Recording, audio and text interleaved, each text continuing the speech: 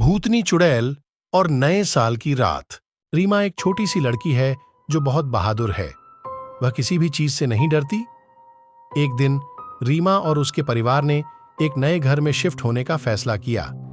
नया घर बहुत बड़ा और खूबसूरत था, लेकिन लोगों ने रीमा को बताया कि यह घर बहुत डरावना था। कहा जाता था कि उस घर में एक भूतिया चुड़ैल रहती थी।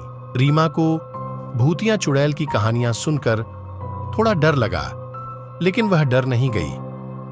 उसने सोचा कि वह भूतिया चुड़ैल से नहीं डरेगी। रीमा ने अपने परिवार को बताया कि वह भूतिया चुड़ैल से नहीं डरेगी।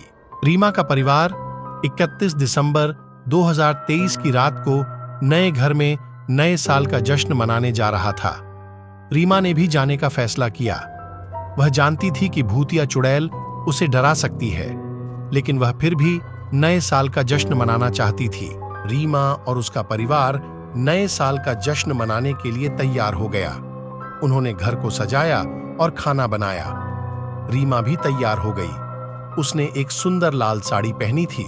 रीमा और उसका परिवार नए साल का जश्न मनाने लगे। वे बहुत खुश थे। वे गा रहे थे, नाच रहे थे और बातें कर रहे थे। रात में रीमा अपने कमरे में सोने चली गई, लेकिन उसे नींद नहीं आ रही थी। वह भूतिया चुड़ैल के बारे में सोच रही थी। तभी रीमा को अपने कमरे में एक आवाज सुनाई दी।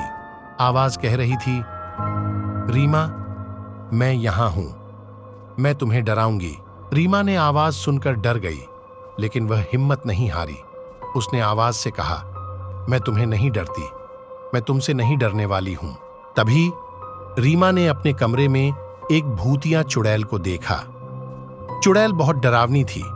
उसके लंबे लंबे बाल थे और उसकी आंखें लाल थीं। चुड़ैल रीमा को डराने की कोशिश करने लगी। उसने रीमा को कहा, मैं तुम्हें मार डालूंगी। रीमा ने चुड़ैल से कहा, तुम मुझे नहीं मार सकती, मैं तुमसे बहुत मजबूत हूं। रीमा और चुड़ैल के बीच लड़ाई शुरू हो गई। रीमा ने चुड़ैल को बहुत मारा। आखिरकार रीमा ने चुड़ैल को हरा दिया। चुड़ैल रीमा के सामने से भाग गई। रीमा बहुत खुश हुई। उसने सोचा कि वह बहुत बहादुर है। रीमा ने अपने परिवार को चुड़ैल की कहानी सुनाई।